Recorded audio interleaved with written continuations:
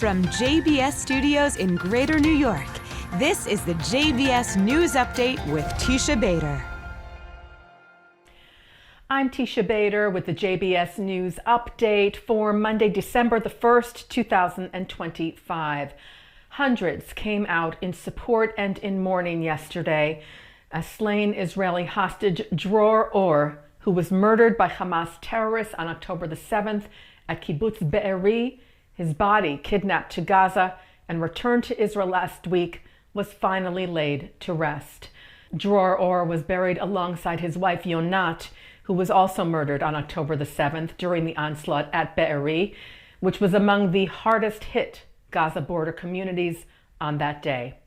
Israel's President Isaac Herzog yesterday called Be'eri a remarkable community that was severely wounded but never lost its human spirit and mutual responsibility.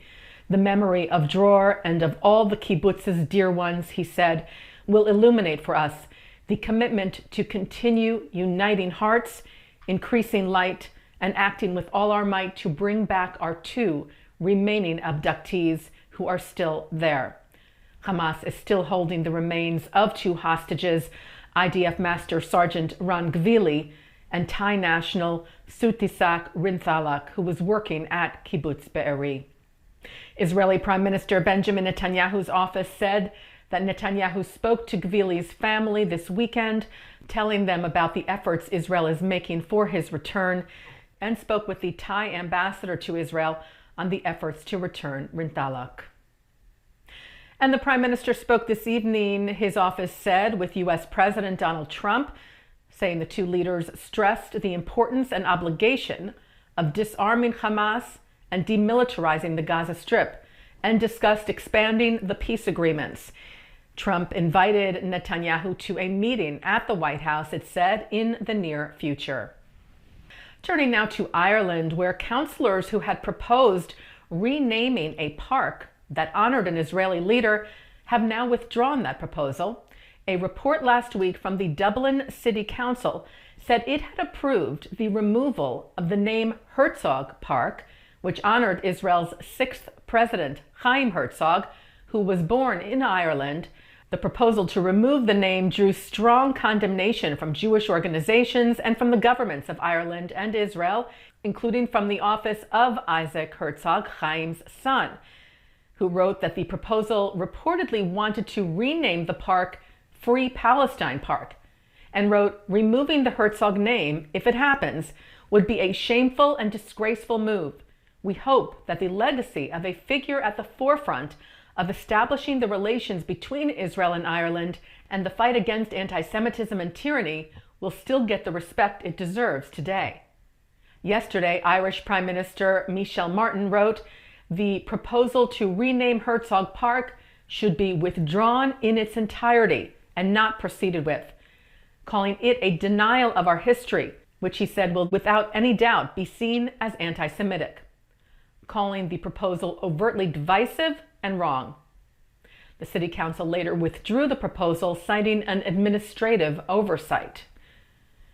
The Anti-Defamation League, together with the American Jewish Committee and the Academic Engagement Network, released a joint statement today of deep concern over a recently released report of the National Communication Association's Task Force on Academic Freedom and Tenure. The report, it states, repeatedly advances a series of libels, including calling Israel a settler colonial state engaged in genocidal violence, and outrageously suggests, it writes, that some quote-unquote Zionists are engaging alongside white supremacists in efforts to undermine academic freedom. The statement writes, equally concerning is the report's dismissing of anti-Semitism experienced by Jewish students and faculty, which the task force report claims are inventions or manipulations designed to suppress criticism of Israel. The ADL, AJC, and AEN calling on the National Communication Association to reject the report. Taking a look now at our programming for tonight on JBS for Monday, December the 1st. At 7 o'clock on JLMinute, Alex Traiman and Josh Hasten break down the week's events in Israel.